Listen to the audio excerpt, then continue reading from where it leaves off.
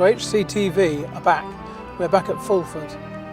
What we're doing is we're just summing up about what we discovered at the excavations here back in August. How did that all finish up? And also then we're going to have a little look at the celebrations of the 950th anniversary of the Battle of Fulford, which takes place today while we're here. So if you take your cue from Jonathan and sort of all coming up with Anna Wallace, yes, in just over half an hour's time. Now we're bringing you the programme this morning from Fulford this morning, 950 years after the battle took place. I had sort of believed that, well, there'd be very few of us here this morning. How wrong could I be? Good morning, everyone. Good morning. As you can hear, we have, I don't know, an audience of 20 or 30 people here this morning who've all gathered round something that's been created here, something rather important, and Chaz Jones, the director of the Battlefield Society, the Fulford Battlefield Society, can tell us what it is. You're going to say a few words, I think. Jonathan, indeed. Welcome, everybody. What we are constructing here is a cairn. A cairn is something that has traditionally been built on battlefields through time. There are things going back 2,000 years. The Norse, indeed, quite often used to erect very large stones which they would then engrave with runic signs on it.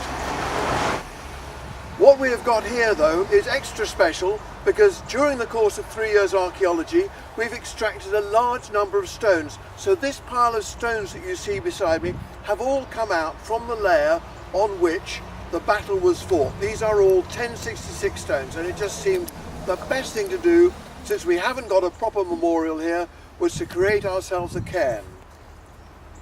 What I'm therefore going to invite you to do, please, is to take one of these stones after this little introduction and place it on the thing, very mindful of the fact that this was a battle, thinking of the many people who have stood up for their community, those that have fought for what they really believe in through the ages.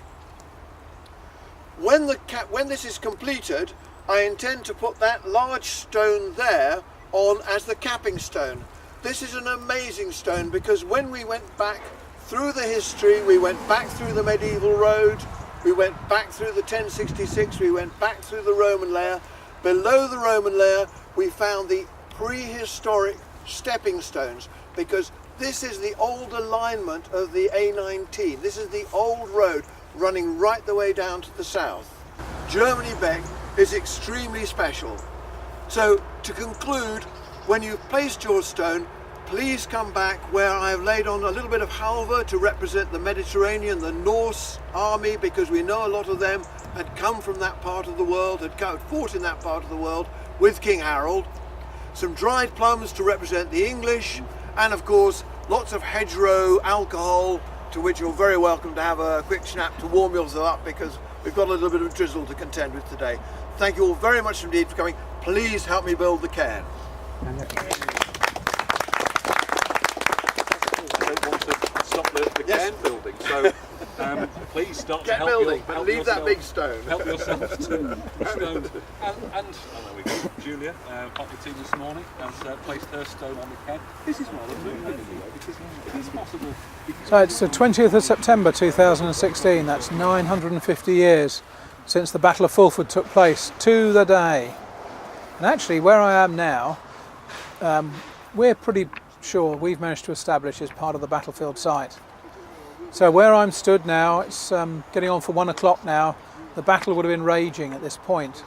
The tide had gone out, people had started to advance and in fact be repulsed, and the battle is at its height at this very moment, 950 years ago.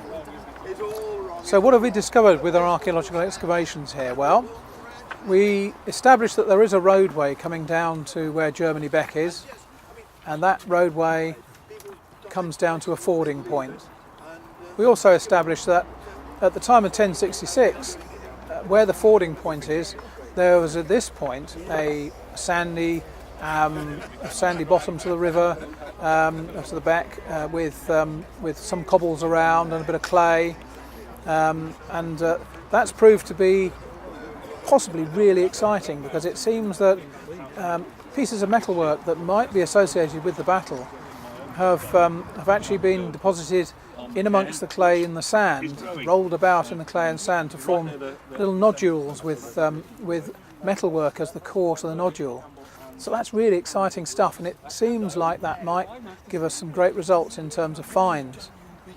But our understanding of the landscape here really does now show a picture of a point on the Germany Beck where you've got a ford with fairly good footing underfoot. So where the battle was fought here, the troops who were fighting here had fairly easy going.